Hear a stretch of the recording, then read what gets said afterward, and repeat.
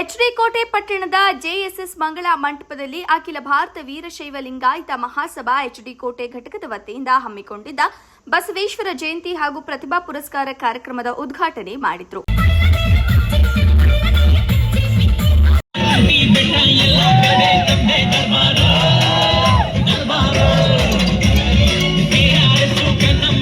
ನಂತರ ಕನಕಪುರದ ಶ್ರೀ ದೇಗುಲ ಮಠದ ಕಿರಿಯ ಶ್ರೀಗಳಾದ ಚನ್ನಬಸವ ಸ್ವಾಮೀಜಿಗಳು ಮಾತನಾಡಿ, ಅಖಿಲ ಭಾರತ ವೀರಶೈವ ಲಿಂಗಾಯತ ಮಹಾಸಭಾ ಇಡೀ ರಾಜ್ಯ ಹಾಗೂ ರಾಷ್ಟ್ರದಲ್ಲಿದೆ. ಇದರ ಮೂಲಕ ಶಿಕ್ಷಣ ಕ್ರಾಂತಿ, ಹಿರಿಯರಿಗೆ ಗೌರವ, ಸಂಘಟನೆ ನಿರ್ಮಾಣಕ್ಕಾಗಿ ಸಮಾಜಕ್ಕೆ ನಿಸ್ವಾರ್ಥ ಸೇವೆ ಮಾಡಬೇಕು. ಕೋಟೆ ಮತ್ತು ಸರಗೂರು ಭಾಗದಲ್ಲಿ ಬಸವಣ್ಣನವರ ತತ್ವ ಆದರ್ಶಗಳನ್ನು ತಿಳಿಸುವ ಕಾರ್ಯ ನಡೆಯುತ್ತಿರುವುದು ಬಹಳ ಸಂತೋಷ ಮತ್ತು ವೈವಿಧ್ಯಮಯವಾಗಿದೆ. ಸಮಾಜ ಸದೃಢವಾಗಿ ಬೆಳೆಯಲು ಜಾಗೃತರಾಗಲು ಇಂತಹ ಕಾರ್ಯಕ್ರಮಗಳು ಬಹಳ ಮುಖ್ಯ ಎಂದರು. ಎಚ್ಡಿ ಕೋಟೆ ಎರಡು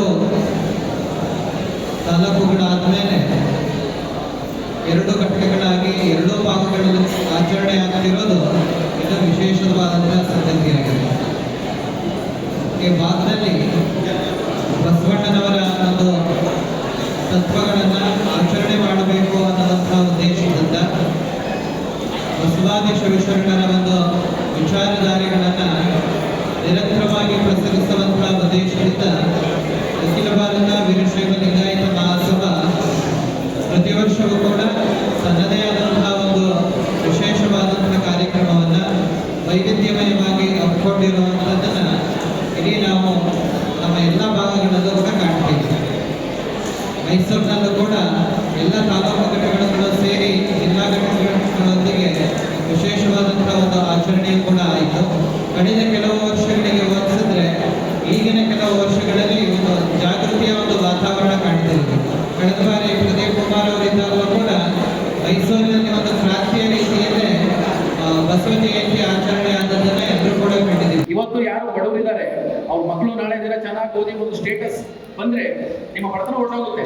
ಆದ್ರೆ ಆ ಬಡತನದ ಕಾರಣದಿಂದ ಯಾವುದೋ ಮಗು ಓದಿಲ್ಲ ಅಂತ ಹೇಳಿ ಆ ಮಗು ದೊಡ್ಡದಾದ ಮೇಲೆ ಪರಿತಪಿಸುತ್ತಲ್ಲ, ಆ ಒಂದು ಗಿಲ್ಟ್ ನಮ್ಮನ್ನ ಕಾಡ್ತಾರೆ. ಸೊ ಅದರಿಂದ ನಾನಂದು ಹೇಳ್ತೇನೆ, ಎಚ್ಡಿ ಕೋಟೆ ತಾಲೂಕಿನಲ್ಲಿ ಯಾರಾದರೂ ಬಡವರ ಮಕ್ಕಳಿದ್ರೆ, ಬಡತನದ ಕಾರಣದಿಂದ ನಾವು ಓದೋದು ನಿಲ್ಲಿಸಿದೀವಿ ಅಂತ ಹೇಳಿದ್ರೆ ಅಂಥವ್ರನ್ನ ದಯಮಾಡಿ ನಮ್ಮ ಗಮನಕ್ಕೆ ತಗೊಂಡ್ಬನ್ನಿ. ಅವರಿಗೆ ಉಚಿತ ಶಿಕ್ಷಣವನ್ನು ಎಲ್ಲೆಲ್ಲಿ ಸಾಧ್ಯ ಅಲ್ಲಿ ಮಾಡಿಸೋಣ. ಶಿಕ್ಷಣದಿಂದ ಮಾತ್ರ ಉತ್ತೇಜನ ಮತ್ತು ಜೀವನ ಕಲ್ಪಿಸಲಿಕ್ಕೆ. ಇವತ್ತು ನಾವು ಹೋಗ್ತೇನೆ, ನಮ್ಮದು ಇಂಟರ್ವ್ಯೂಗಳು ನಿಮಗೆ ಯೂಟ್ಯೂಬ್ನಲ್ಲಿ ಸಿಗುತ್ತೆ, ಅಲ್ಲಿ ಕೇಳಿ. ಯಾಕಂದ್ರೆ ನನ್ನ ಸ್ಟೋರಿನ ಎಲ್ಲ ಕಡೆ ಹೇಳಲಿಕ್ಕೆ ಆಗಲ್ಲ. ನಾವು ಸಹ ನಿಮ್ಮ ಥರ ಒಂದು ಸಣ್ಣ ಹಳ್ಳಿಯಿಂದ ಬಂದು ಕಷ್ಟಪಟ್ಟು ಮೇಲ್ ಬಂದಿರೋದು. ಆದರೆ ಇವತ್ತು ಯಾಕೆ ನಾನು ಬಡತನದಲ್ಲಿ ಇರ್ತಕ್ಕಂಥ ಮಕ್ಕಳ ಮೇಲ್ ತರಬೇಕು ಅಂತ ಆಸೆ ಪಡ್ತೀನಿ ಅಂತ ಹೇಳಿದ್ರೆ, ನನಗಿಂತ ಹೆಚ್ಚು ಟ್ಯಾಲೆಂಟೆಡ್ ಇರೋರು, ನನಗಿಂತ ಹೆಚ್ಚು ಅರ್ಹತೆ ಇರೋರು ಇವತ್ತು ಮೂಲೆ ಗುಂಪಾಗಿ ಇರ್ತಾರೆ. ಅದು ಆಗ್ಬಾರ್ದು. ಇವತ್ತಿನ ಸಮಾಜದಲ್ಲಿ ಯಾರು ಮಕ್ಕಳು ಟ್ಯಾಲೆಂಟ್ ಇದೆ, ಅದು ದೇವರು ಕೊಡೋದು ಟ್ಯಾಲೆಂಟ್ ಅಂತ ಒಂದು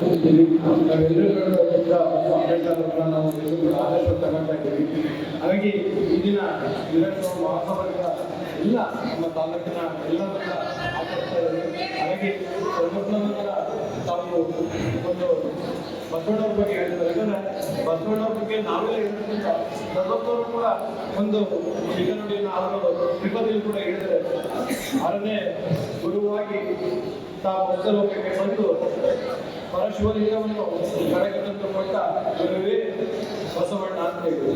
ಯಾಕಂದ್ರೆ ಬಸವಣ್ಣವರು ಸರ್ವಜ್ಞರ ಪ್ರೀತಿ ಕಂಡಂತ ರೀತಿ ಏನು ಶಿವನೇ ಕೂಡ ತಲೆಗೆ ಬಂದು ವಚನಗಳ ರಚನೆ ಸಾಹಿತ್ಯ ರಚನೆ ಆಗಿರಲಿಲ್ಲ. ಅವರ ಜೀವನ ನಡೆ ನುಡಿಯನ್ನ ಸಾಮಾನ್ಯ ಜನಕ್ಕೆ ತಲುಪಿಸುವಂತಹ ಸಾಮಾನ್ಯ ಮಾತುಗಳಾಗಿದ್ದು ವಚನಗಳು.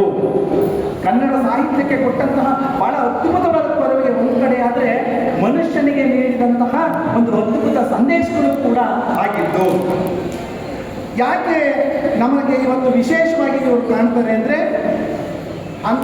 ಸಮಾಜದಲ್ಲಿ ಓರೆಕೋರೆಗಳನ್ನು ತಿದ್ದಲಿಕ್ಕೆ, ಸಮಾಜದ ತೊಂದರೆಗಳನ್ನು ತಿದ್ದಲಿಕ್ಕೆ ಎಲ್ಲ ಸಮುದಾಯದವರನ್ನು ಒಂದೆಡೆಗೆ ತಂದು ಈ ಜಗತ್ತಿನ ಮೊಟ್ಟ ಮೊದಲ ಸಂಸತ್ತನ್ನು ರೂಪಿಸಿದಂತಹ ಖ್ಯಾತಿ ಯಾರಿಗಾದರೂ ಇದ್ರೆ ಅದು ಜಗಜ್ಯೋತಿ ಬಸವೇಶ್ವರರಿಗೆ. ಅದಕ್ಕೆ ಬಸವೇಶ್ವರ ಎಲ್ಲ ಸಮುದಾಯವನ್ನು ಒಂದೆಡೆಗೆ ತಂದು ಒಂದು ಸಂಸತ್ತನ್ನು ರೂಪಿಸಿದ್ರಲ್ಲ, ಸಂವಿಧಾನವನ್ನು ಕೊಟ್ಟರಲ್ಲ 12ನೇ ಶತಮಾನದಲ್ಲಿ, ಅದಕ್ಕೆ ಬಸವಣ್ಣನವರನ್ನ ಕ್ರಾಂತಿಯೋಗಿ ಅಂತ ಕರೆದರು. ಈ ಕ್ರಾಂತಿಯೋಗಿ ಎಂಬ ಪದವನ್ನು ನಾನು ಕೇಳಿದಾಗ ನನ್ನಲ್ಲಿ ಒಂದು ಆಲೋಚನೆ ಬಂತು. ಕ್ರಾಂತಿಗೂ ಯೋಗಿಗೂ ಏನಾದರೂ ಸಂಬಂಧ ಇದೆಯಾ? ಯೋಗಿಯಾದವನು ಕ್ರಾಂತಿ ಮಾಡ್ತಾನ? ಅಂದ್ರೆ ಈ ಎವಲ್ಯೂಷನ್ ಅಂತ ಏನು ಕರಿತೀವಿ ನಾವು, ಬಸವಣ್ಣನವರ ಚಿಂತನೆಯಲ್ಲಿದ್ದಲ್ಲ, ಅಂತಹ ಚಿಂತನೆಯನ್ನ ನಮ್ಮ ಮಾನವ ಕುಲಕ್ಕೆ ಹಾಕಿಕೊಟ್ಟಂತಹ ಮಹಾತ್ಮ ಜಗಜ್ಯೋತಿ ಬಸವೇಶ್ವರರು. ದುಡ್ಡಿದ್ರು ಮಾತ್ರ ಪ್ರಪಂಚ ಅಂತ ನೋಡೋ ಕಾಲ.